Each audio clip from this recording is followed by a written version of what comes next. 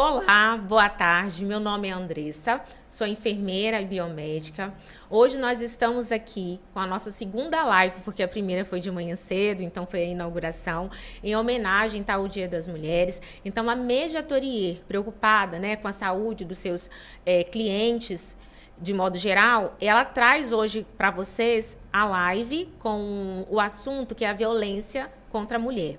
E hoje nós temos aqui duas convidadas que vai falar conosco assim nesse primeiro momento, né? E no segundo momento nós teremos mais duas. Então, nesse primeiro momento nós estaremos falando com a doutora Lidiane e com a doutora Nicole. As duas são especialistas na área da família, né? Familiarista, não é isso? Correto? Isso. Joia. E elas vão estar passando aqui para nós um pouco, falando para nós aqui de maneira geral, como que se comporta, como que funciona essa questão, né? Hoje a gente sabe, e é algo que nos preocupa muito, quando nós comparamos os dados de 2020 com as mulheres ali. Nós tínhamos aqui no estado do Espírito Santo cerca de 17 mil casos, e já no ano de 2022, esse número subiu para 30 mil. Então, é algo que nos preocupa muito, nos chamou a atenção, e nós vamos começar aqui fazendo umas perguntas, né, no modo, assim, de uma roda de bate-papo mesmo, bem descontraída, para passar para vocês de maneira, assim, bem simplória mesmo, tá? Algumas orientações. Então, vamos começar. Doutora Lidiane, perdão, como é ao vivo, gente, acontece mesmo, tá? Mas nós vamos começar falando com a doutora Nicole, não é com a doutora Lidiane, não. Então, vamos, para dar continuidade que nós já havíamos falado, né, de manhã cedo, na nossa primeira live, o que a senhora pode nos falar referente ao que caracteriza uma violência doméstica? Então, a violência contra a mulher, a violência doméstica familiar contra a mulher, é uma violência de gênero. Então, é uma violência que surge pelo simples fato da mulher ser mulher. Então, é todo aquele ato lesivo, né, que pode causar uma violência, seja ela física, moral, psicológica, sexual e patrimonial contra a mulher. Então, a gente costuma entender que quando se trata de violência contra a mulher, seja ela doméstica, né? Seja ela doméstica não, no ambiente familiar, a gente já imagina que é uma violência física. Logo a gente já pensa que é um soco, que é um empurrão, mas não. Existem diversas formas de violência doméstica. Joia, é muito bom trazer isso, porque muitas das vezes a gente fica assim, né? Como que eu vou identificar se isso é uma violência doméstica ou não? Muitas das vezes também nós confundimos a situação. Então, ficou claro e entendido que para configurar uma violência doméstica, ela tem que acontecer no âmbito doméstico, né? Do gênero feminino, né? Isso. A vítima tem que ser especificamente uma mulher. Já o agressor, não. É importante também deixar claro, porque quando a gente fala sobre violência doméstica e familiar contra a mulher, logo a gente pensa numa relação conjugal. Era o que eu ia fazer a pergunta, justamente, mas pode falar. A gente pensa que o agressor é sempre o marido, o companheiro, mas não, pode ser qualquer pessoa independente do gênero. Então pode ser o marido contra a mulher, contra a sua esposa, pode ser o pai contra a filha, pode ser o tio contra a sobrinha, ou a tia contra a sobrinha, a mãe contra a filha, desde que, se for decorrente do gênero, é uma violência doméstica familiar contra a mulher. E os caminhos percorridos são os mesmos, independente sendo, né, o esposo para a esposa, o pai para a filha, o tio, né, conforme você citou aí. Os caminhos sempre vão ser o mesmo, a lei vai ser única, digamos assim, né? Sim. Na verdade, por exemplo, se for da filha pro pai, não cabe a Lei Maria da Penha especificamente. A vítima tem que ser a mulher, mas o agressor pode ser qualquer pessoa no âmbito familiar.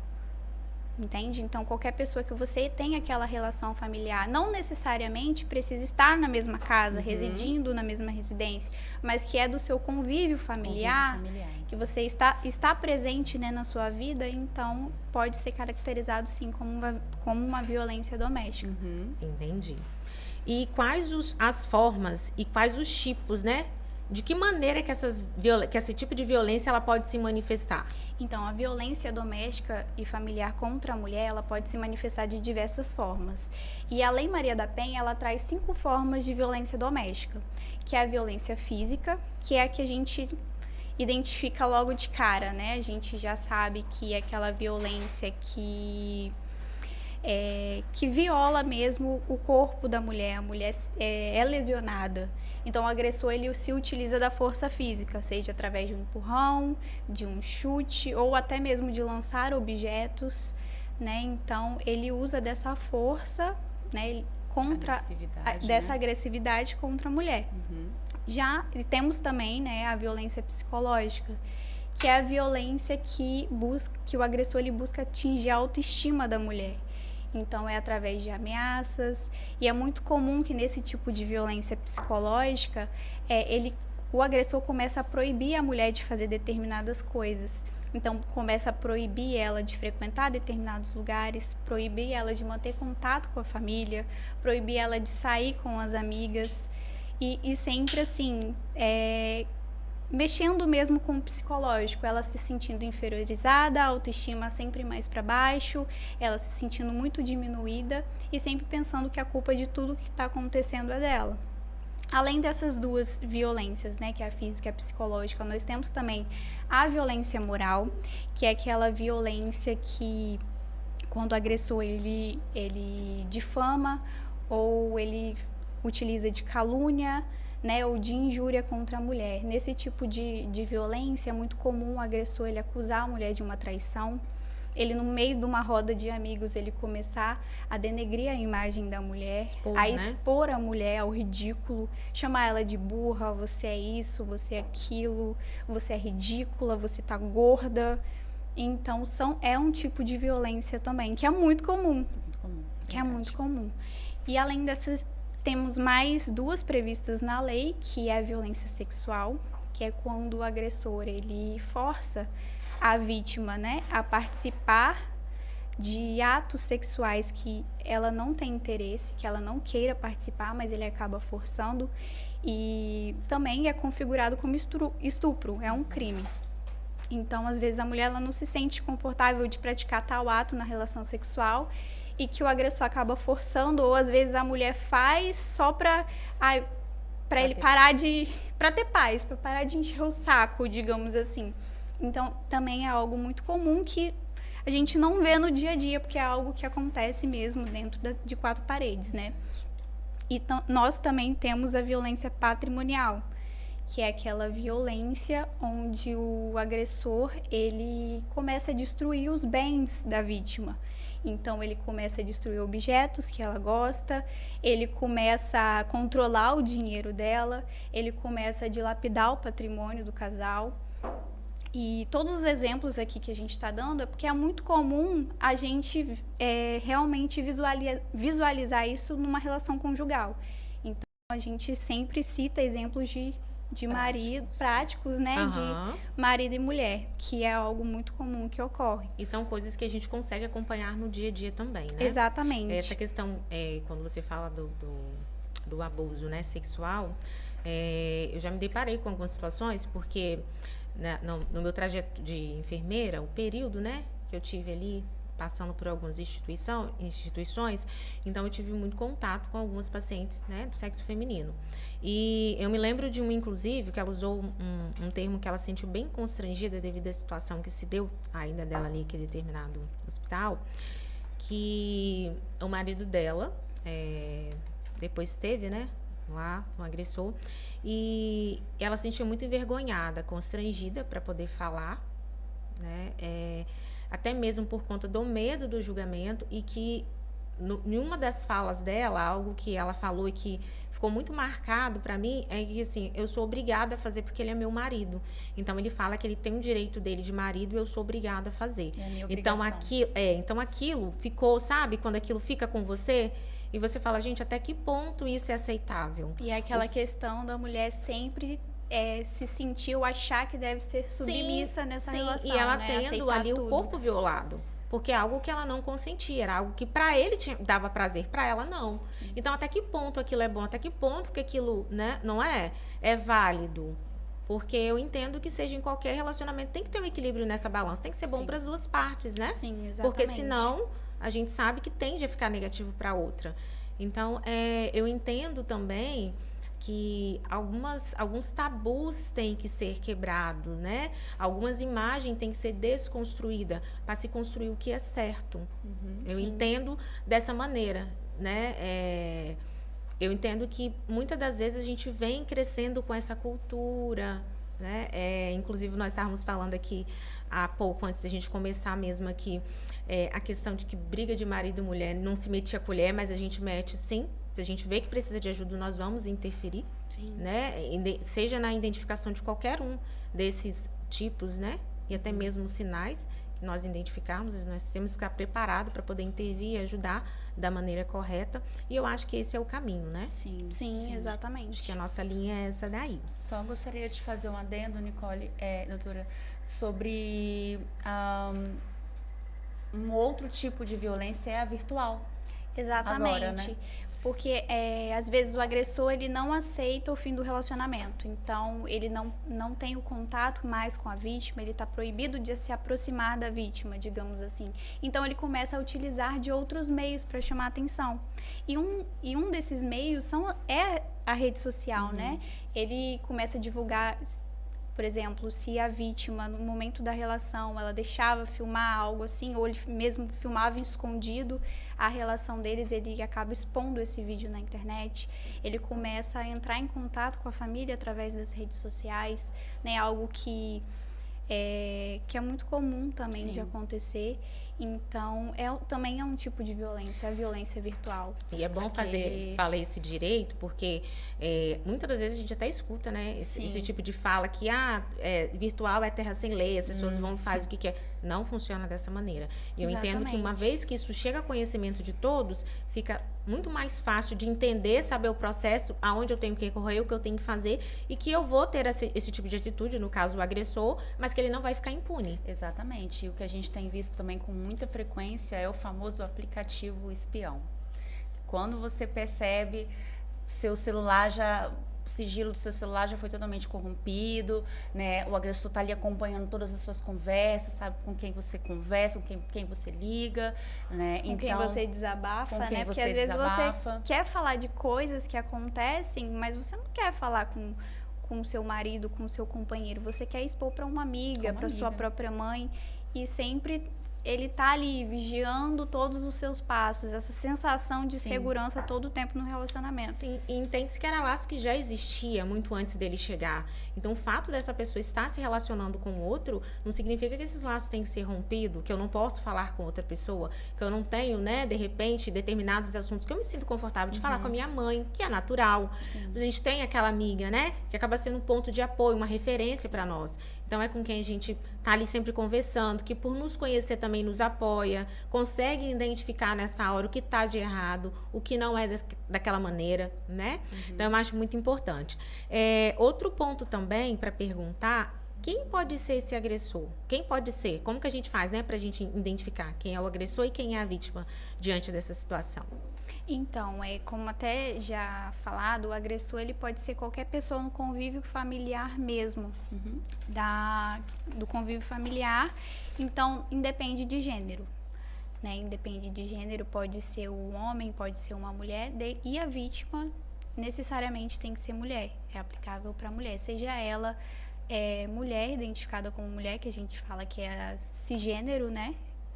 Ou a transgênero. Então, uma mulher trans, ela também tem um respaldo na Lei Maria da Penha. Que é uma inovação. Muito bom esse ponto abordado, porque quando você falou de gênero, me surgiu aqui alguns pontos de interrogações, né? E um dos pontos foi justamente isso aí. Então, a gente já tem até um avanço, né?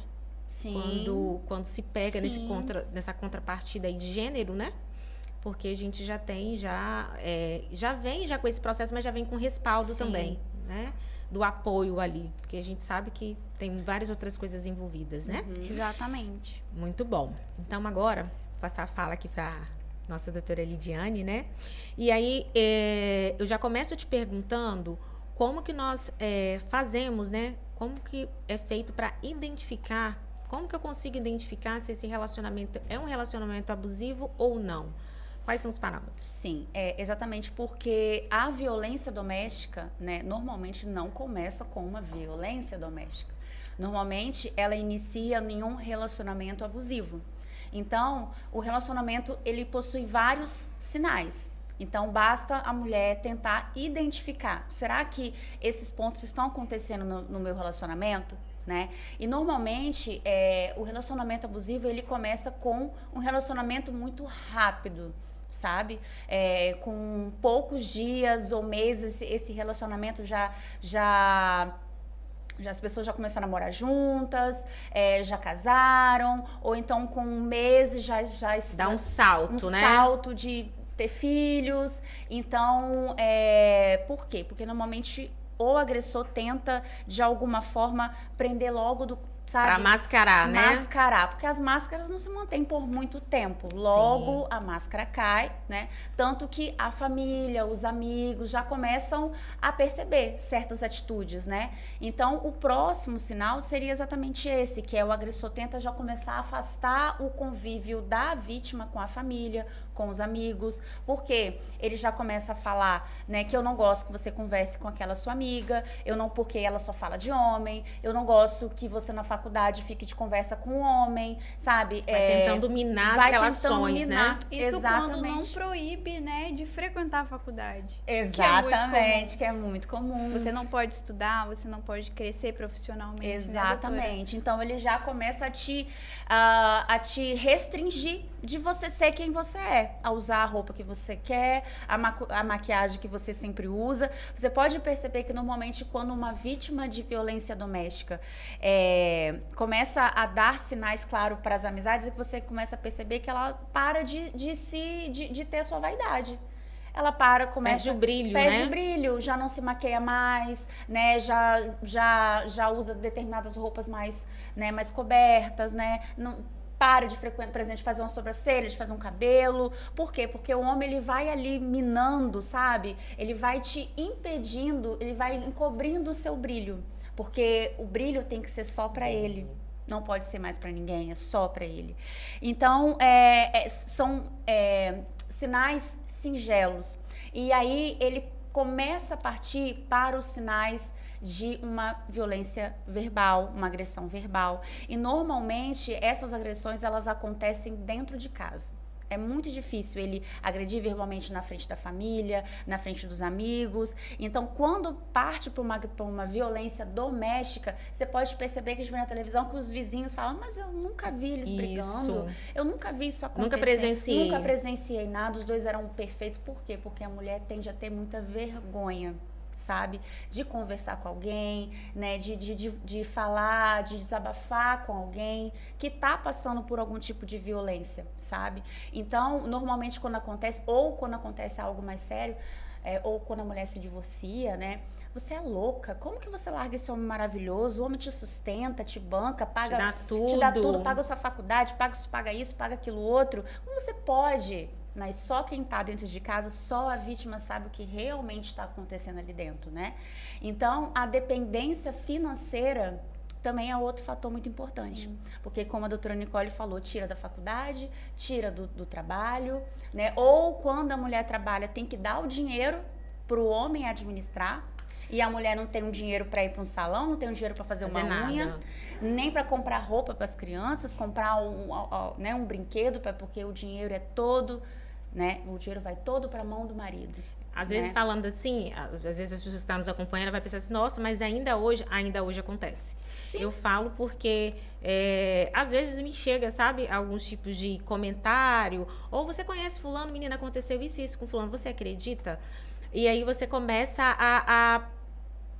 começa a lembrar e a pensar que em determinado momento aquela pessoa deu algum desses sinais e de repente passou por despercebido. Sim. Eu lembro que eu trabalhei com uma pessoa já tem um determinado tempo e algo que me chocou muito foi justamente essa questão, que o salário dela ia para a mão do esposo dela. E aí eu só descobri por quê. Mulher tem dessas coisas. Na hora do almoço a gente resolve fazer um monte de coisa. E aí, vamos comprar um sapato, eu tô querendo comprar, vou sair, tô querendo. Ah, eu vou também. Vamos então. Ah, mas eu não posso. Mas por que você não pode? É porque eu não tenho dinheiro e tal. Não tem problema não, vamos comprar aqui, depois passa no cartão, depois você paga. Então, não tem como, porque quando eu recebo o dinheiro vai pra mão do meu marido. Aí, no início, estávamos em um grupo, né, de amigas, a gente começou a rir porque a gente achou que era uma piada, uma brincadeira. Ninguém imaginou, né, que fosse sério. Mas era sério. E ela não comprou. Porque o dinheiro dela ia pro marido. Então, assim, ela trabalhava e o pagamento dela ela tinha que dar para ele. E quando vinha descontado, por exemplo, ele sabia que ela ganhava X. Se em determinado momento ela chegasse com Y, ele ia perguntar, mas por quê? Como assim? Então, onde você colocou esse dinheiro? Então, você vê uma pessoa que trabalha um mês inteiro. Sim. Ela tem o salário dela que ela dá para uma pessoa, né? De maneira bondosa, vai administrar, vai pensar no bem da família. E ela não pôde comprar uma sandália, gente. Porque ela tinha que prestar conta, tinha que pedir. É uma prestação de contas, Então, né? pensa você. E aí a gente entra exatamente no próximo sinal, que é um sinal que a gente vê com muita frequência, principalmente com as mulheres que nós atendemos, né? Vítimas de violência doméstica ou relacionamento abusivo, que é a violência psicológica, em que o homem domina totalmente o psicológico da mulher. Impede de comprar um batom, né? Impede de ter amizades, impede da mulher fazer uma qualificação profissional, né? Porque a mulher não pode crescer muitas vezes mais do que ele, não pode ser mais do que ela, tem que viver à sombra, né, do agressor, né? E um outro ponto que é muito importante, que é o que a gente mais vê, que chega a ser um pouco triste, é que eles usam muito dos filhos para tentar atingir, né? Como ferramenta de como manipulação, ferramenta né? de manipulação, né? Por exemplo, as donas de casa, né? Que são forçadas a acreditar que pelo fato de serem donas de casa, de não ter o emprego, né? Elas são impedidas de ter a guarda dos filhos, né? Como que você vai ter a guarda dos nossos filhos se você não tem um emprego? Né? Ou muitas vezes elas são forçadas a acreditar que quando não tem um relacionamento registrado, né, uma união estável, um casamento no civil, elas também são impedidas de ter acesso à partilha de bens, né, a partilha, né, dos bens constituídos durante o casamento. Então são muitas lendas, muitos fakes que as mulheres são forçadas a acreditar, mas elas sim possuem diversos direitos, né? Os direitos de família, né? O direito tá aí para auxiliar e dar garantias tanto para as mulheres quanto para os seus filhos também, né? Porque os filhos também possuem esse direito, né? Então, temos essa violência psicológica em que o homem faz a mulher se tornar totalmente dependente emocionalmente, psicologicamente, né? Daquilo que o homem a conduz, porque é ele que conduz, ele que dita as regras e como que a mulher tem que viver e se comportar, não é? E partimos então para a agressão física. Não necessariamente precisa ver essa linha do tempo, né? Muitas vezes elas se misturam, né? São nuances, elas se misturam. Só fazendo um adendo, doutora, é que uma forma de violência nunca acontece sozinha, Sim. nunca é isolada. Sempre a violência física, antes teve a violência psicológica ou a violência patrimonial, por exemplo, igual a doutora... Uma sempre está acompanhando a outra. Uma sempre acompanha a outra. Às Sim. vezes a mulher deixa de se cuidar porque é o homem que controla o dinheiro. Mas aí depois ele vem psicologicamente e fala, nossa, você nem se cuida. Você, olha só as suas roupas, olha só o seu jeito, você tá gorda, mas ele não deixa ela ir na academia, ele não deixa ela se cuidar. Então, assim, é muito... É uma manipulação, Exatamente. É o que você se tornou quando eu te conheci, você não era assim, você se arrumava, mas ele impediu de ir no salão, impediu de comprar uma roupa, impediu de estar ali nesse momento de lazer com as amigas, né? Enfim. Um outro ponto, voltando naquele... Eu lembrei que agora a questão da violência sexual, que muitas mulheres são praticamente obrigadas a terem filhos. Sim. Né? Porque o sonho do homem é ser pai. Muitas vezes as mulheres não querem ter filhos, elas não querem, mas o sonho do marido é ser pai, e a mulher vai ali e acaba criando uma família linda, maravilhosa, né? Mas aos olhos da sociedade. Aos olhos da sociedade, mas para ela também, né? Porque ter um filho realmente é uma dádiva de Deus, mas depois ele fica, olha como é que você tá. Olha como você tá gorda. Olha como você... Ou seja, a mulher fez, sabe? Tá ali para agradar, né? Deu um filho pro marido e depois ele vai lá e fala, olha como é que tá o seu corpo, você não se cuida mais, você isso, aquilo, outro, né? Então, para você ver como as coisas, elas nunca vêm só. Não é só um sinal, são vários sinais que se mistura com o sexual, que se mistura com o psicológico, que se mistura com o financeiro, né? Ele é um todo, sabe? E é importante a mulher tentar identificar esses sinais, né? E para ela poder sabe, acordar que ela não precisa, né? Ela não precisa estar em um relacionamento em que ela não esteja feliz, em que seus filhos também não estejam felizes, porque muitas vezes ela não sai desse relacionamento por causa dos filhos, porque fica pensando, poxa, eu vou separar o meu filho do pai, meu filho é apaixonado pelo pai, como vai ficar o meu filho? Ok, ela tá ali pelo filho, mas e ela? Ela tá se matando por dentro. Ela acaba se anulando, Se anulando, né? E aí ela se anula para permitir o contato do filho com o pai, mas o filho, ao mesmo tempo, tá aprendendo dentro daquele convívio a ser futuramente um agressor, né? Fruto do meio, né? E aí, com que frequência esses abusos ocorrem? Aí entramos na parte do ciclo da violência, né? Esse ciclo da violência, normalmente, ele começa com um momento de tensão, em que inicialmente o relacionamento está perfeito, é um mar de rosas, e aí daqui a pouco você começa a perceber que o agressor, você não pode falar certas coisas pro agressor, você não pode dar sua opinião. Quando você fala alguma coisa, o homem já se torna completamente agressivo, e aí você fica pisando em ovos, né? Você nunca sabe como se comportar, porque qualquer coisa que você faz, você incomoda, e você não quer trazer aquele incômodo para o relacionamento. A mulher quer sempre estar num relacionamento bom, mas ela está sempre ali contida, então é aquele momento de tensão. E aí passa para o momento da agressão, em que ela é efetivamente agredida verbalmente ou agredida fisicamente, e aí se ultrapassa um limite, né? E aí, quando se ultrapassa esse limite, o agressor normalmente recua, porque ele realmente se percebe, né, a gravidade, e aí se entra na fase da lua de mel, que é aí que volta tudo ao mar de rosas, fica tudo perfeito, aquele relacionamento volta a ser aquela coisa boa desde o início, aquele friozinho na barriga, borboletas no estômago, e aí você falou uma coisinha errada, começa tudo de novo, né? É um ciclo, realmente, né? Então, isso acontece muito mais do que a gente imagina. Acontece muito. E são anos e anos e anos e anos de relacionamento, e a mulher é forçada a acreditar de que ele vai mudar, de que, não, ele me prometeu que ele nunca mais vai fazer isso. Fase da lua de mel, e daqui a pouco começa tudo E de que a novo. gente observa que muitas vezes não tem nenhum prazo para isso, né? Não. Esse não prazo, tem. tipo assim, uma semana, hora, dias, porque é o cara até então ser contrariado, digamos Sim. assim, ou ter um gatilho, ele vai empurrar aquilo ali, né?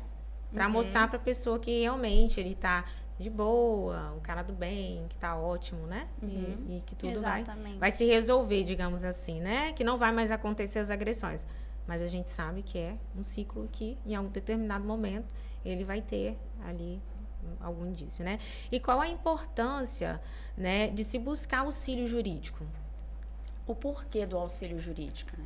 E isso, logo nós vamos falar sobre, né, as medidas protetivas e tudo mais, mas é importante a mulher se resguardar. Exatamente por aquela questão que a gente comentou antes de que você é louca, como? Por que você se separou? Então, mulher, se resguarde, registre, faça registro, converse com alguém para você poder se resguardar que você já está sendo vítima há muito tempo. Reunindo provas, Reunindo provas, fazendo boletim de ocorrência, dependendo de, né, por exemplo, quebrou, a gente vê muito isso, por exemplo, o marido para atingir a mulher, quebra alguma coisa, como a doutora Nicole comentou, alguma coisa que ela gosta, um computador, um celular, né, ou muitas vezes agrediu, ameaçou de morte, faça o boletim de ocorrência, por mais que você não vá usar, mas pelo menos você está mostrando que você está reagindo. Então, faça o boletim de ocorrência. Mesmo que não solicite a medida protetiva, né? Que logo mais a doutora Isabela vai falar. Mas mesmo para se resguardar de requerer depois um dano material, um dano moral nesse sentido, né? Porque às vezes ultrapassa muito dos limites. Então, é muito necessário, né, exatamente. E aí, não só a questão da denúncia, mas também você judicializar, porque muitas vezes, muitas mulheres são forçadas a fazer o famoso acordo de boca, acordo, né, de gaveta. A gente vai se separar, o carro vai ficar comigo, eu vou vender e depois eu dou a sua parte. Até então tá tudo ok, mas aí você começa num novo relacionamento, ou ele começa um novo relacionamento, E as né? coisas mudam. As coisas mudam. O acordo E aí é quebrado. o acordo é quebrado. Então, judicialize. É importante você buscar um auxílio jurídico para te ajudar a saber o que você tem direito, se você tem direito à partilha do imóvel, à venda do imóvel, ou requerer que esse agressor saia de casa, né, doutora Nicole? Porque existe, muitas vezes, não só a mulher. Muitas vezes as mulheres saem de casa para tentar se livrar, né? Eu prefiro deixar tudo para trás, mas viver em paz. Mas também há casos de que a mulher pode requerer que o homem, que o agressor saia de do casa lar. e pague, né, uma pensão alimentícia, tanto para ela quanto para os filhos, né? Então, assim, é importante essa judicialização porque ela vai te dar uma garantia de que tudo aquilo que está no papel vai virar lei entre as partes, vai ser cumprido. Né? Porque quando você faz um acordo de boca, como que você vai cobrar? As palavras, né? As palavras se perdem no vento. Então, é por isso que é importante a judicialização, mesmo que seja na defensoria pública. Ou mesmo que seja através de um acordo mesmo. Às vezes, eles conseguem chegar a um acordo, mas que isso seja feito formalmente, né? Seja homologado por um juiz, para que tenha validade jurídica, né? E que futuramente, caso não venha a ser cumprido, pedir aí uma execução, né? Um cumprimento forçado, né? Dessa judicialização. Sim, que foi feito ali, né? Exatamente. Meninas, então nós vamos encerrando por aqui o nosso primeiro momento, né? Nosso primeiro bloco, digamos assim. E vamos aqui no banheiro, tomar uma água rapidinho, para chamar a Juliana e a doutora Isabela. Nós só gostaríamos de agradecer a oportunidade. Pra gente é um prazer, foi uma honra, né? Esse bate-papo, ainda mais num dia tão especial, né, doutora? Que é o Dia da Mulher. Exatamente, nós agradecemos muito de coração essa oportunidade e principalmente nos colocamos à disposição. Nós vamos deixar aqui depois, né, o contato, o nosso contato pessoal, caso você queira, caso você, mulher, esteja passando por algum problema, por alguma violência doméstica ou relacionamento abusivo, você queira tirar alguma dúvida, lógico que cada caso muito é um caso. Bom. E muitas vezes as mulheres têm medo ou vergonha de mandar alguma pergunta em público, mas nós nos colocamos à disposição para a gente poder estar batendo esse papo com você, estar te orientando a buscar os seus direitos, a sua ajuda, né, a ajuda que você merece. E colocamos o contato também do nosso escritório, a Médica Advocacia, caso você também esteja precisando de alguma assessoria, né, de algum suporte, orientação, né? E pra gente foi um prazer enorme e parabéns a todas as mulheres, né, pelo nosso dia, que todas nós somos bem guerreiras, né? Verdade. Então, aproveito o momento para agradecer vocês em nome da Mediatoria, né, por ter aceitado o nosso convite para vir aqui falar um pouquinho para nós. Vocês que estão nos seguindo aí, segue lá na Rua Mediatoria, depois vocês vão ter acesso tanto à primeira live que foi na parte da manhã e essa aqui está sendo agora de tarde, tá? Então, meninas, agradecer vocês e é isso. Muito obrigada, e nós já voltamos. Muito obrigada.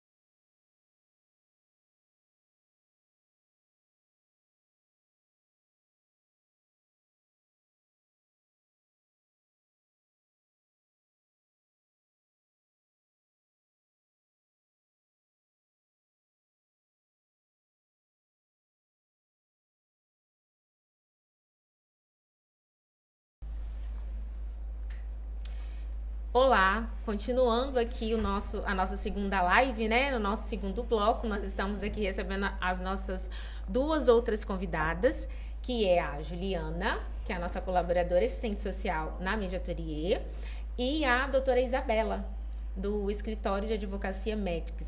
É um trava-língua, tá? Às vezes eu falo, às vezes sai assim meio que errado, mas me corrija, é isso mesmo? Metzger. Então, tá certo. Então, vamos lá, continuando, né, a nossa fala aqui, o nosso bate-papo acerca do que é a violência contra a mulher. A doutora Lidiane, ela colocou muito bem, juntamente com a doutora Nicole, né, todo esse processo aí do que se dá quando se envolve a parte, né, da família ali. E aí, vou falar você, né, porque tá nova ainda, senhora não. Você... nessa parte de criminalista, e eu sempre entendo que os dois andam junto, andam alinhado, né? Sim. As duas esferas, digamos assim. O que você pode, assim, nos sinalizar referente, qual é o primeiro passo que essa vítima, ela precisa de fazer para ela sair desse relacionamento abusivo? Então, boa tarde a todos, né?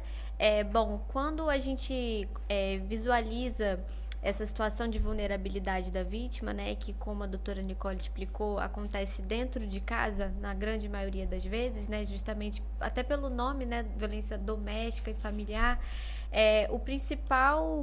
acho que o primeiro passo é buscar formas de sair desse ambiente.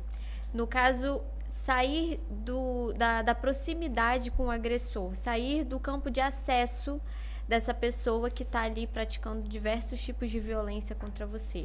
Porque a partir do momento que ela sai do domínio dessa pessoa, ela consegue começar a reunir um pouco mais de força e diminuir essa influência que ele exerce sobre ela para conseguir realmente sair de uma vez por todas dessa relação abusiva. Muito bom. E falando, né, já dentro do que nós sabemos que é a Lei Maria da Penha, que hoje de manhã cedo também, a sua fala foi muito importante juntamente com as outras, né? A Lei Maria da Penha, ela prevê algum mecanismo específico para isso, para esse tipo, né, de abuso? E como que funciona?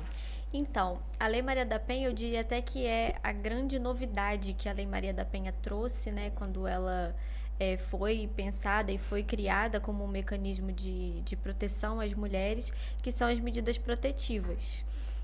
As medidas protetivas são restrições e obrigações que o juiz ou a juíza impõe para aquele agressor, para tentar minimizar essa vulnerabilidade que a vítima enfrenta nessa posição, né? Então, é muito simples você solicitar as medidas protetivas, basta que você vá a uma delegacia especializada de atendimento à mulher, né, a DEAM, e relate o tipo de violência que você sofreu ou que está sofrendo, quais são os motivos para você ter preocupação com a sua integridade psíquica, física ou patrimonial, e dizer expressamente que deseja as medidas protetivas de urgência. Esse pedido é encaminhado para o judiciário, que tem o prazo de 48 horas para analisar. E as medidas, né, quais são essas restrições, elas vão ser definidas de acordo com o grau de insegurança que aquela vítima está vivenciando. Então, se for um grau um pouco mais baixo, você consegue medidas um pouco mais leves. Se for algo muito perigoso, ela está na iminência de sofrer vários tipos de violência. Então, a gente pensa em medidas um pouco mais incisivas.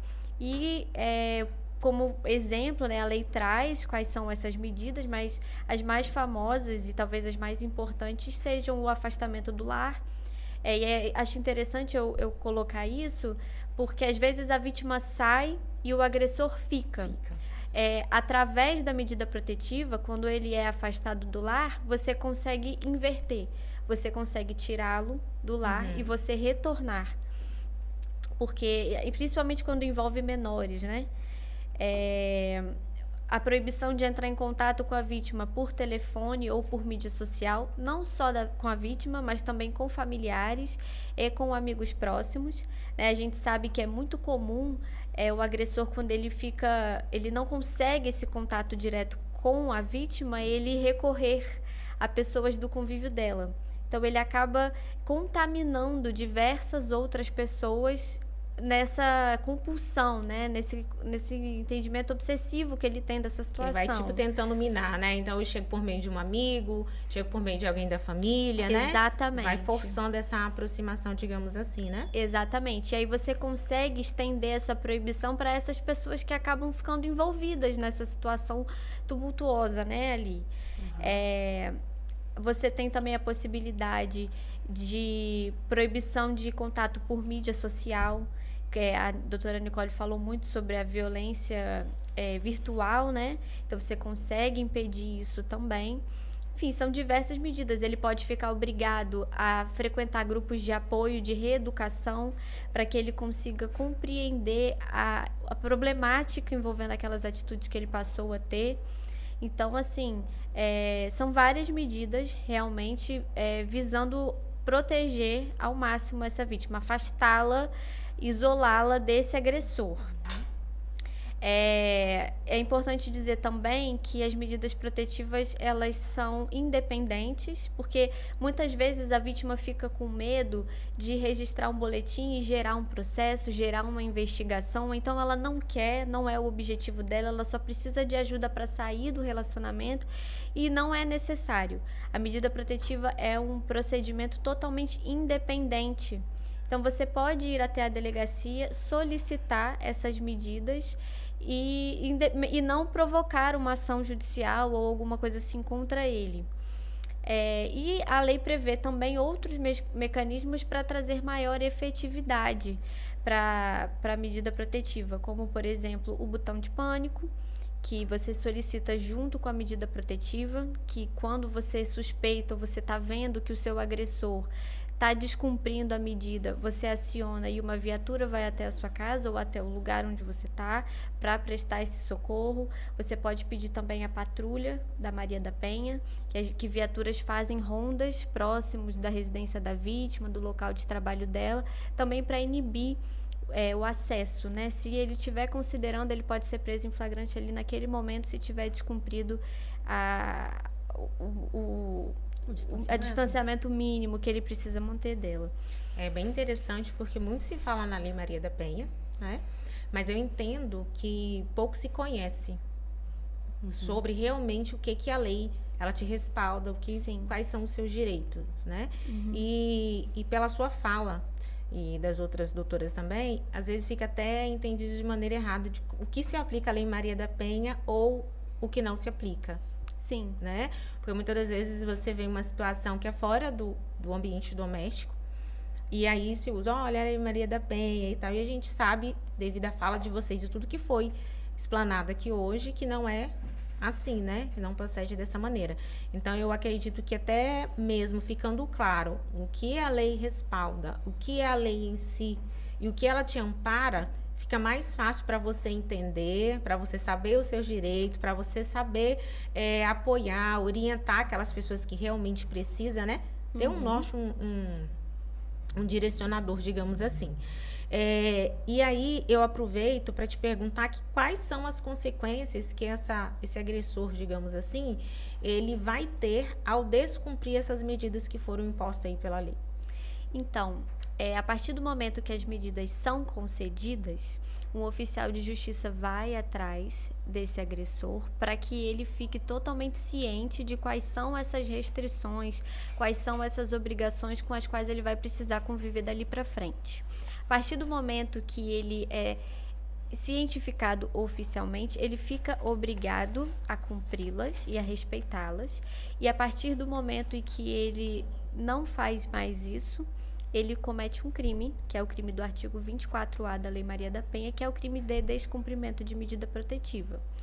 E aí, as formas com que esse descumprimento se dá varia muito de quais são as medidas que foram estabelecidas, e a comunicação desse descumprimento também pode acontecer de diversas formas. Então, se, por exemplo, ele tem uma proibição de se aproximar da vítima e ele vai até a casa dela, a vítima pode filmar ele no portão ou ele tentando arrombar a porta. Pode entrar em contato com a polícia, que aí a polícia vai lá e vai registrar a ocorrência. Se ele ainda estiver lá, pode inclusive levá-lo preso em flagrante pelo crime de descumprimento da medida. Se for através de rede social, por exemplo, ela pode tirar prints disso e levar, quando possível, na delegacia, registrar um novo boletim, comunicando esse descumprimento, juntando essas provas, que aí sim ele será penalizado pelo crime do 24A, fora os outros que ele já pode ter cometido contra aquela vítima, caso ela tenha o interesse em seguir com a ação penal contra ele. Joia, muito bom. A sua fala aí é perfeita. Eu acredito que hoje o nosso bate-papo aqui, a nossa roda de conversa, aproveitando hoje, né, o nosso dia, para levar um pouco de conhecimento, né, a todas nós mulheres e as redes de apoio aí também, porque é bom ficar claro não só para nós mulheres, mas para os homens também, porque nós temos aqueles que são agressores, nós temos aqueles também que fazem parte da rede de apoio, né, que estão ali para identificar, para ajudar, para apoiar. Então, eu vejo que é algo que é multiplicado para todos. Quando nós fortalecemos hoje a questão do Dia das Mulheres, é para aproveitar a data, para mostrar que as mulheres vítimas, elas não estão sozinhas, levar informação àquelas que ainda não possuem esse tipo de informação, não sabem como é que funciona, quais são os amparos legais, o que é dela por direito. Eu acredito que hoje que nós estamos plantando, né, sementes que vão nós colheremos frutos, estamos levando conhecimento àqueles, né, aquelas pessoas que até então não tinham. E para continuar a nossa fala aqui, vou passar agora a bola para a Juliana, né, nossa prata da casa aí, assistente social, porque entende-se pela fala e pelo que a gente acompanha mesmo, que o jurídico e o social, eles andam de mão dada, né? Um complementa o outro, um está juntamente com o outro. Então, eu gostaria de te perguntar, que você explanasse um pouco como que funciona o amparo social e o jurídico. Como que funciona essa questão para essas vítimas? Primeiramente, boa tarde a todos, né, que estão nos acompanhando. Agradecemos pela participação. Então, Andressa, exatamente, o jurídico e o social, eles andam junto. E, assim, diante da pandemia, do cenário atual, né, há poucos anos atrás surgiu a pandemia. Então, ela, de certa forma, acabou contribuindo para que essas mulheres que são vulneráveis à violência doméstica ficassem mais dispostas, uma vez que o agente, agressor, né? o causador, mora dentro da sua residência, ou então é alguém próximo, conhecido dali. Então, Período maior de convivência, né? exatamente. E isso aí acabou contribuindo para que elas sofressem, né, a violência doméstica. Referente à questão da violência, é importante que a sociedade desmistifique, né, a questão da violência contra a mulher, porque muitas vezes as pessoas acham algumas falas, comportamento do homem normal, que ao visto da mulher que está sofrendo, aquilo ali não é normal, está sendo machucada, né, está sendo violentada. Então, é preciso que a gente desmistifique Quebre, né, alguns esses tabus, exatamente. algo que existe. E aí, o que acontece? É importante que a gente fique atento aos sinais que essa moça tem demonstrado, né? Seja nossa tia, nossa avó, nossa mãe, irmã, Amiga, amiga, qualquer pessoa, qualquer essa mulher vítima. próxima. Porque os sinais vão estar aparentes, né? Bom, exatamente. E eles começam assim, através de... Você vê que aquela vítima está sendo apática, está com a baixa autoestima. Muitas das vezes são sutis, né? Exatamente. Está depressiva, às vezes não está se arrumando tanto, está ficando muito, assim, encolhida, sabe? Introvertida. Isso Fica aí. muito isolada. Isso aí. Ela se afasta do seu ambiente familiar, dos seus amigos. Aí, às vezes, aquele companheiro que está com ela começa a julgar os comportamentos que ela mesma tem. Então, é importante que a gente fique atento a esses sinais que ela demonstra. A partir desses sinais, é importante que nós, enquanto mulheres, pessoas que estamos assistindo a vítima ou que Estão próximos, né? ou que conseguiu visualizar, é importante que a gente, né, se coloque no lugar dela À disposição. e se coloque à disposição para ajudá-la, né? Dizer que assim, olha, eu estou aqui, se precisar pode contar comigo. E aí a gente tem que fazer com que aquela vítima se sinta segura, Acolhida, né? para poder se sentir acolhida, e aí ela começar a conversar com você, explicar o que tem acontecido e ocorrido dentro do seu ambiente familiar. Outra coisa também, após essa acolhida, é importante que nesse processo todo, ela precisa do apoio da família, dos amigos, e ela precisa entender que ela não está sozinha, que tem uma rede de apoio, que dá para ajudá-la e direcioná-la, né, ao caminho, né?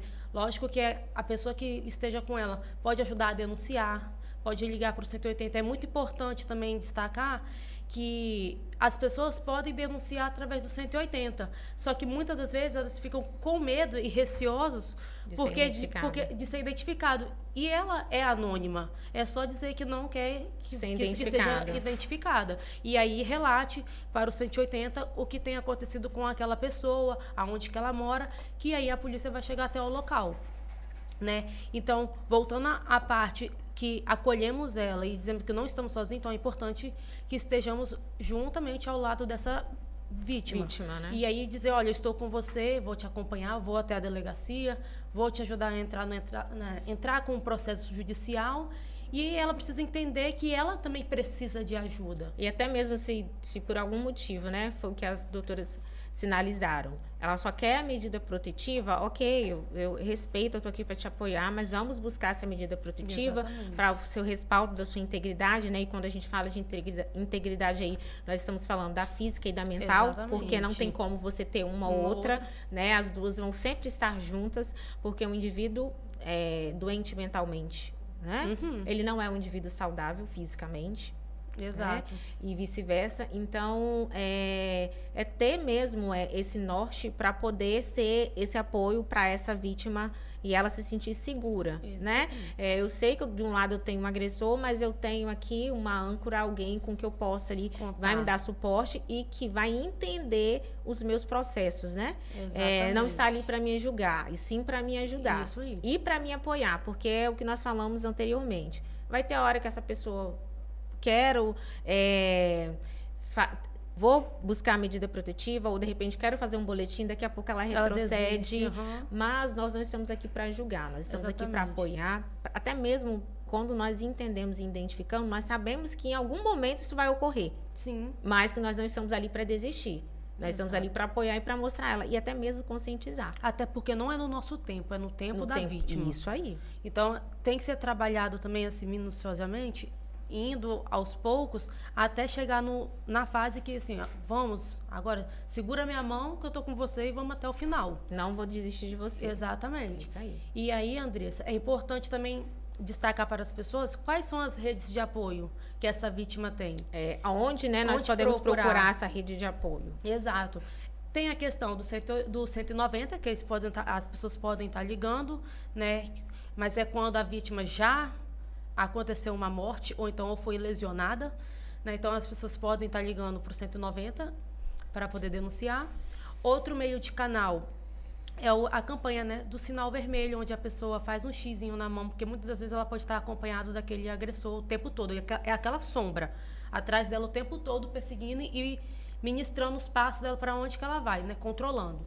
Então, ela pode fazer um xizinho discretamente na mão, procurar postos específicos, né, que possuem na Grande Vitória, como as farmácias, tem também os postos de saúde, que são órgãos públicos, né, pode procurar até mesmo os PAs, que é próximo de casa, que ela tem que procurar um local que ela consiga ajuda, ou até mesmo agências bancárias, né, e é importante que esses locais estejam instruídos a direcionar essa moça. Não basta ser um ponto de apoio, tem que ter profissionais ali aptos a prosseguir, né, a dar socorro, ajudar, suporte àquela pessoa que está pedindo ali. Identificar esses sinais, né, esses pedidos de ajuda.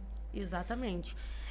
Outro local também é a Central de Atendimento à Mulher, que é o 180, como já citei anteriormente, né, é onde vai ter uma escuta mais ativa, mais passiva, então eles vão ter uma escuta atenta do caso, do que aconteceu com ela vai relatar para a equipe, e aí é uma equipe, né, especializada para tratar disso, e aí ela pode entrar através do 180 e proceder com a demanda, que aí eles vão direcionar os órgãos competentes.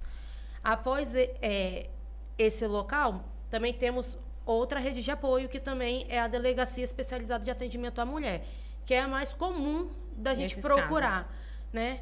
é onde que ela vai se direcionar até a delegacia, vai relatar o que aconteceu, como que ocorreu. Então, ele tem mais um caráter preventivo e repressivo, né? É um caráter de prevenir ela dessa violência e de orientá-la de como ela deve proceder. Se ela quiser abrir um boletim de ocorrência, ela pode abrir um boletim de ocorrência.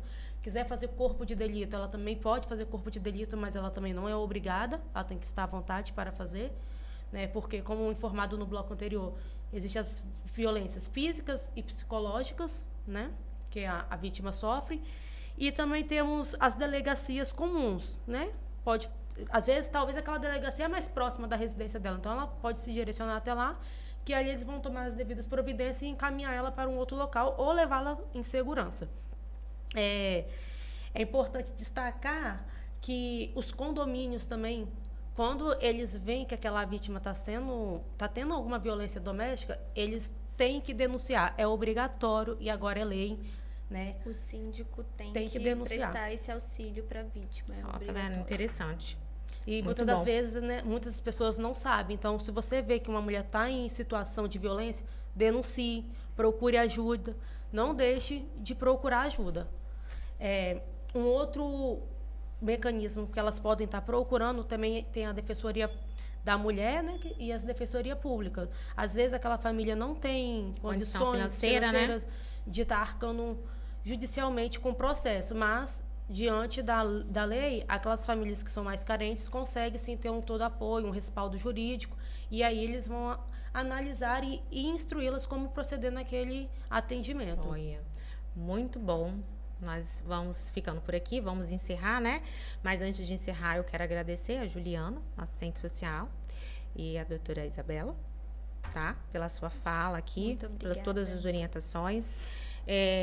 Foi a nossa segunda live de muitas, né? Hoje de manhã cedo nós inauguramos, estamos no segundo bloco da segunda live. Agradecer a todos vocês pela participação, por estar nos acompanhando. Se quiserem estar compartilhando futuramente, é o @mediatorie, e vamos disponibilizar também aqui o endereço do escritório, tá? Das advogadas, das doutoras aqui. Agradecer a todos vocês por nos acompanhar, agradecer a todas as nossas convidadas, né? E eu agradeço a todos, agradeço o nosso marketing também, que desde cedo os meninos aqui conosco, aqui nos bastidores trabalhando. Então, agradeço a todos. É um prazer imenso estar aqui falando para vocês.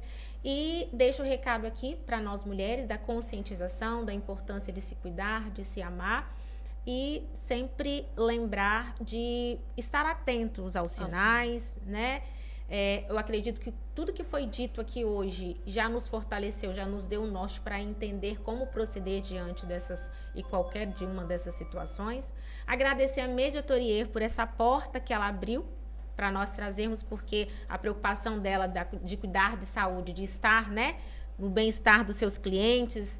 Então, é isso. Muito obrigada. Agradeço também aqui onde nós estamos gravando aqui, a 4 Nexos, por nos apoiar aqui nessa demanda, por abraçar a nossa causa aqui e caminhar conosco, né, nesse projeto que foi inaugurar hoje. Então, muito obrigada a todos. Nós vamos ficando por aqui e é isso. Uma boa tarde.